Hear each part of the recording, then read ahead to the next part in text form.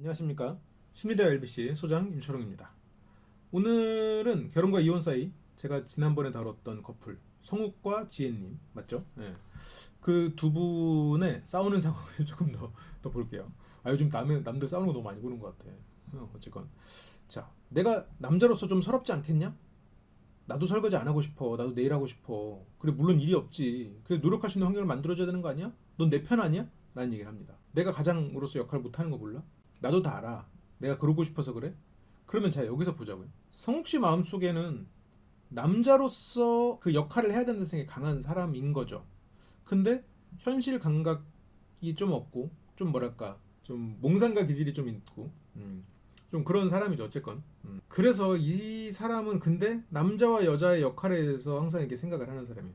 그래서 이 상황이 더 스트레스인 거지. 누군가는 아내가 돈 많이 벌어다 주면 오 땡큐 나는 아내를 더 잘 내줘야지 라고 생각하는 사람도 존재할 거예요. 근데 성욱 씨는 그런 사람이 아니지. 남자로서 뭔가를 해야 된다고 생각하는 사람이지. 어쩌면 마음속에 이 사람이 막 가부장적인 그런 사고를 하는 사람은 아닌데 그게 어느 정도는 있는 사람인 거죠. 그래서 이 상황이 더 괴로운 거예요. 내가 그걸 못하고 있기 때문에 상대가 나를 무시하고 있을 거라고 생각한다는 말이야. 그 마음이 존재한다는 거야. 나는 무시당해야 마땅한 사람이라는 생각이 존재하는 거지. 나 좀 믿어줘라. 근데 이제 아내는 이해가 안 가죠. 네가 명품 신발 산 거랑 가수 계속하는 거랑 대체 무슨 상관인데 나는 그냥 네가 좀 현실적인 사고를 하고 소비나 이런 것도 경제적인 것에 대해서 눈을 뜨고 그렇게 됐으면 좋겠어 라는 생각을 하는 건데 대체 갑자기 가수를 한 해 만에 얘기를 왜 하는 거야. 이해가 안 가는 거죠. 약간 이성적인 사고를 생각해보면. 근데 이 남편 마음속에는 그런 연결고리가 존재하는 거예요.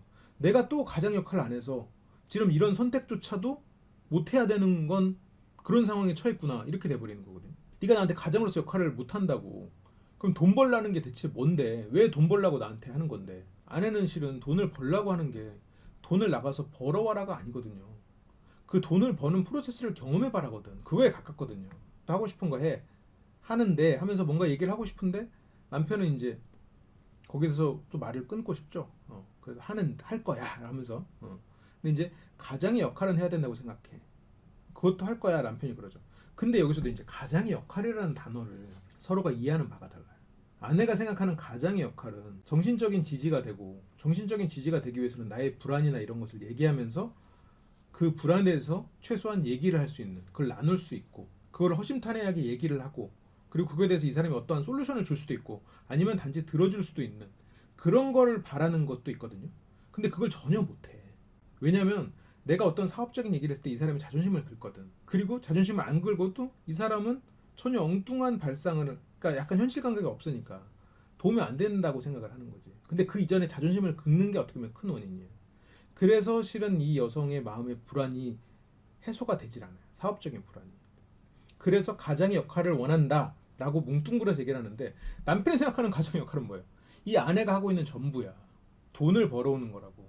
그래서 여기에서도 우리는 벌써 3년을 살았고 네가 가장의 역할을 할 시간은 충분했다라고 아내는 말해요.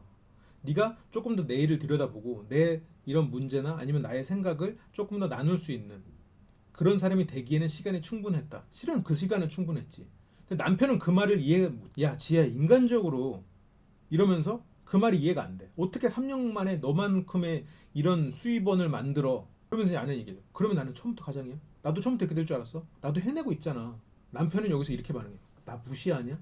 맥락에서 벗어났죠. 삼자가 보면 이게 맥락에서 벗어났어. 그리고 갑자기 공격하는 말이 돼. 아내도 마찬가지의 느낌이었을 거예요. 이 사람이 갑자기 왜 무시하냐는 말을 하지? 황당하죠. 근데 남편의 머릿속에는 뭐가 있었을까요? 아내는 이게 무슨 무시야 라고 말을 하죠. 황당해요. 남편은 이 집 네가 만들어 놓은 거지. 가장으로서 역할을 하라고 나한테 딱 던져. 이걸 나보고 유지하라고? 내 능력을 무시하냐고. 그러니까 아내는 내가 너보고 이걸 100% 유지하라는 거냐? 아니 그게 아니라는 거지. 근데 남편은 뭐라고 받아들여? 이 집을 유지하고 이 집을 유지하기 위한 그런 돈들을 벌어오라로 받아들인 거야. 그걸 3년 만에 어떻게 하냐는 거지. 그건 솔직히 3년 만에 하기 힘들지. 영영 못할 수도 있어. 성욱이란 사람은 그렇게 뭐랄까 큰 돈을 버는데 적합한 사람은 아닐 수도 있어요. 적합하지 않아도 돼. 애초에 아내는 그걸 바란 것도 아니고. 근데 남자는 그걸로 느낀단 말이야. 지금의 나는 못하니까. 하라고 해도 못해. 초등학생한테 나가서 돈 벌으러 가면 초등학생은 압박을 느끼지. 집 나가라 소리도 밖에 안 들려. 능력이 없으니까. 남자는 스스로가 그 능력이 없다는 걸 알아요. 그래서 그 말을 들으면 무시당했다는 느낌이 들어. 하지도 못할 거면서 까불지 마 이런 말로 들렸다고. 그래서 잘했다는 건 아니에요. 그냥 그 사람 머릿속에 이랬다는 거지. 내가 못한다. 나는 이런 거 못하는 사람이야. 이렇게 돈 버는 거 못하죠. 그래서 무시하냐고 라고 하는 거예요. 그래서 아내는 더 이상 그 얘기를 하면 무시한다고 느낄까봐 그 얘기를 다시 조금 돌립니다. 내가 이걸 사서 뭐라고 한다고 생각하잖아. 나도 안 돼. 지금 우리는 부부라서 부부인데 어찌됐건 안 써야 될 땐 안 써야 되는 거야. 나도 안 된다는 얘기를 하는 거야. 그러면서 이제 약간 울분을 토하죠. 너뿐만이 아니라 나도 안 사야 된다. 이 말이 뭐냐면 뭔가 이런 소비도 계획적으로 하고 뭔가 우리가 지금 처한 상황에 대해서 현실적인 판단을 해야 된다. 그 얘기를 하는 거예요, 지금. 근데 남편은 그 말을 잘 모르죠. 그게 지금 어떤 말인지 잘 이해가 안 돼. 왜냐면 이 남편분은 약간 그런 경제 활동에 대해서 좀 현실 감각이 없기 때문에 그러면서 자기의 불안을 좀 얘기를 합니다. 나는 굉장히 불안한 직업을 가지고 있는 사람이다. 라고. 그래서 남편은 얘기합니다. 네가 날 못 믿는 거잖아. 그런데 아내는 네가 너만이 아니라 나도 못 믿는 거야 라는 거죠. 그러니까 이게 무슨 말이냐면 남편은 이 사람이 나를 못 믿어서 지금 불안해하고 힘들어한다고 생각하는데 이 아내는 그냥 인생이 불안하고 힘들어요. 근데 그걸 나눌 사람이 없는 거지. 그게 충돌하고 있는 거예요. 지금 이해가 완전히 달라. 상황에 대한 이해도 다르고 어떤 언어에 대한 이해도 좀 다르죠. 같은 말인데 서로가 이해한 포인트가 달라.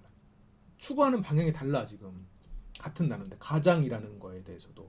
그래서 혼인 신고를 안 하는 것도 이제 남편은 자기 자신에 대해서 믿음이 없어서 이 사람이 혼인 신고를 안 했다. 이렇게 지금 생각하고 있는 거죠. 근데 뭐 혼인 신고를 하면 뭐 결혼해서 사는 거니까 혼인 신고를 하면 좋지만 뭐 살다 보면 혼인 신고를 안 할 수도 있고 그런데 그것도 좀 쿨하게 받아들일 수 있는 건데 이 남자 입장에서는 자기가 이제 좀 부족하다고 느끼니까 그것에 대해서 함부로 얘기를 못 하고 그냥 지레짐작을 하는 거죠.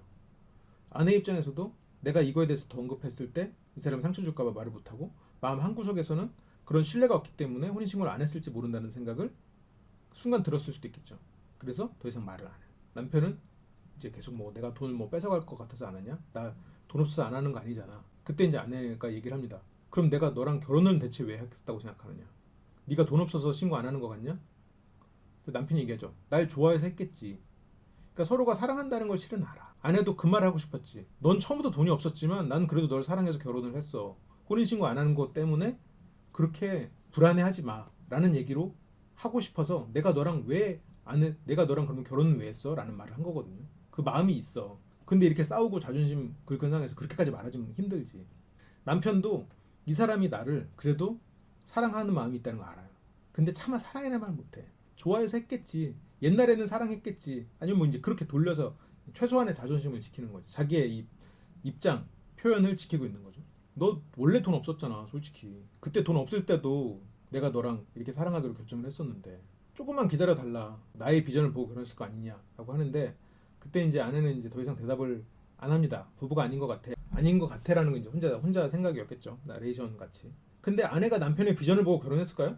난 아닐 것 같아. 어떻게 보면 좀 챙겨줘야 되는 그런 부분도 있었을 거고 표현이 뭘까? 이 아내가 갖지 못한 그런 자유분방한 사고 그런 게 매력적으로 느껴서 결혼했을 가능성이 난 크다고 생각하거든요.